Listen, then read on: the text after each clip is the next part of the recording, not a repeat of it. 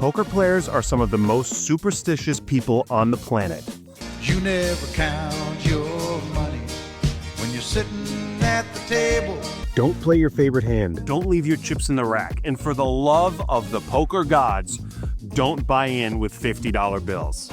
But lately, I've been running so bad, I don't think it could possibly get any worse. If a 3 comes now, you're packing up and leaving. Real, dude. So today, I'm doing the unthinkable.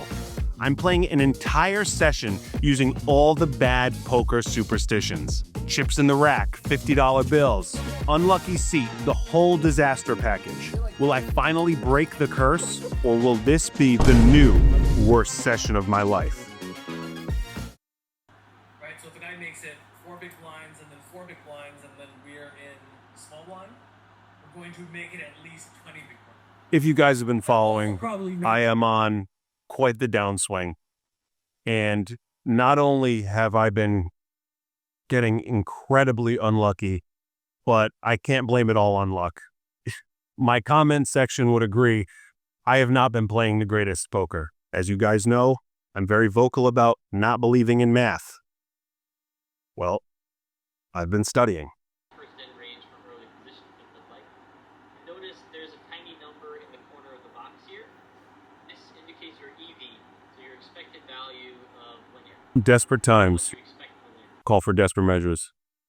I need to do something. Ugh!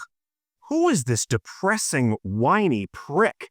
Studying's not the answer. The real key to poker success? Doing the exact opposite everybody expects you to do. If everybody else is doing solvers and GTO, you have the advantage, because they're gonna know what you're supposed to do in every situation. So, forget solver work, forget GTO.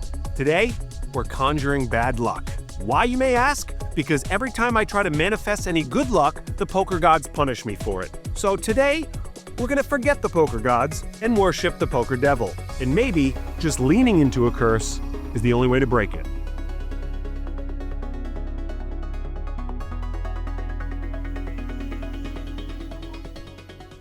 All right, the first hand of note, we're in the $5 straddle with ace-queen offsuit, and our good friend Christian opens up the action to $16 from early position. Now, Christian is the creator of the Left Pocket Bankroll Manager, the bankroll app that I use personally. I find it incredibly useful. It's a lot different than the other bankroll management apps out there.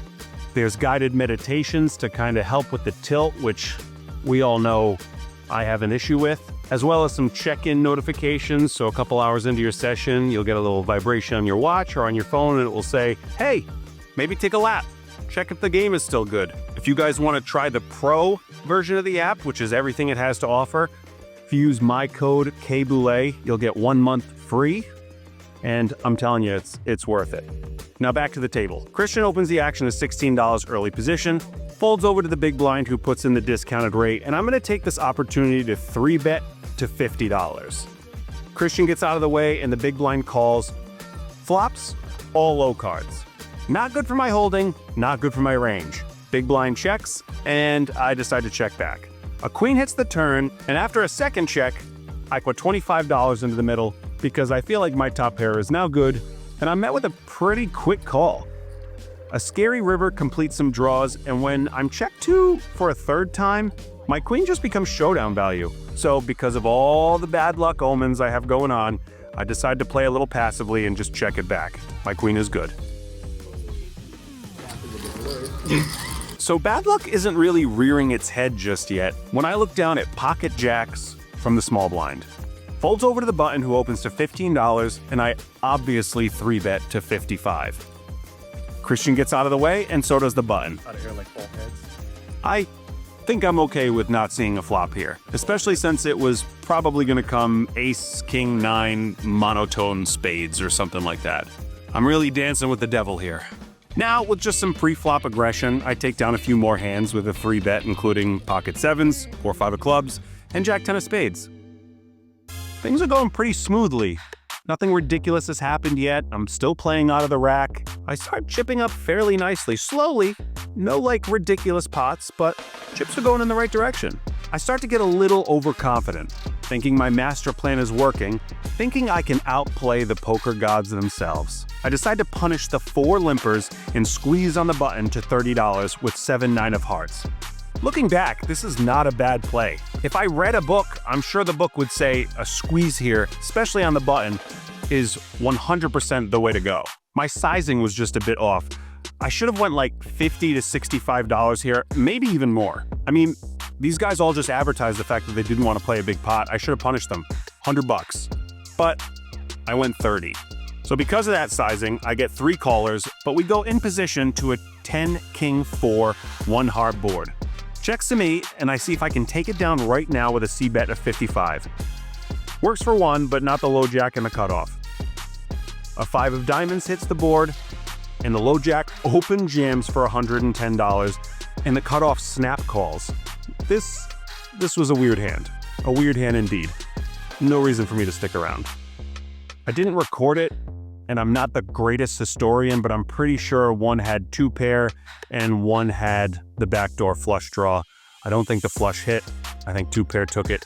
Either way, we were not winning that hand. And now, the hand of the night.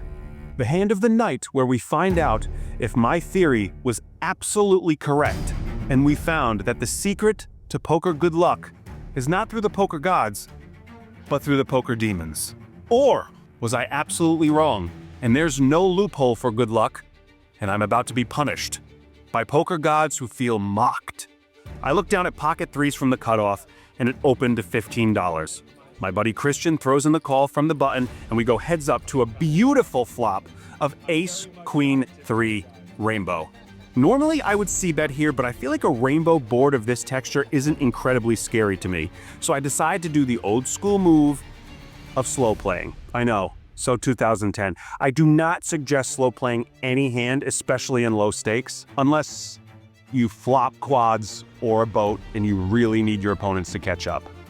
Or if you're at the splashiest table in the world, which right now I am not. The flop checks through and a 9 hits the turn.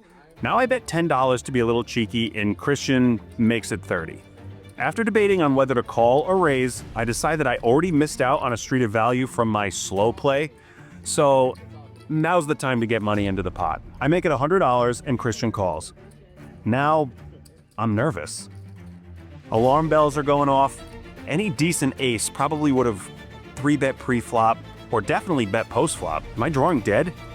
When a 4 hits the river and all the straights and flushes miss, I decide to bet for value, but I'm almost thinking maybe I should have checked through. By the way this hand was played, I don't know what's going on here. I throw out a $100 tower. I don't get snap called, but he does end up putting it in, and this is what happens. How'd they call? That was set. Oh, then you win. No way. Yeah, I do. I can't ever fucking win. I don't know, Christian. I probably would have 3-bet pre-flop on the button with pocket 9s, but what do I know? Your own app tells me that I'm not somebody I should be taking advice from. Anyway, the gods punished me. Classic cooler. Set over set. The gods laugh in my face. Rightfully so.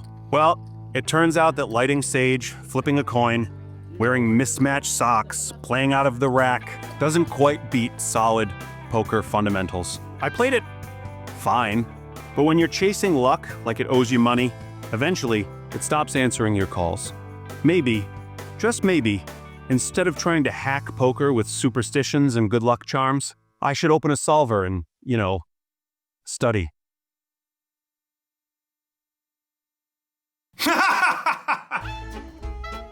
I'm not gonna start now. If you're enjoying the pain, do me a favor, like, subscribe, and comment your most ridiculous poker ritual because obviously I need some ideas. Clearly.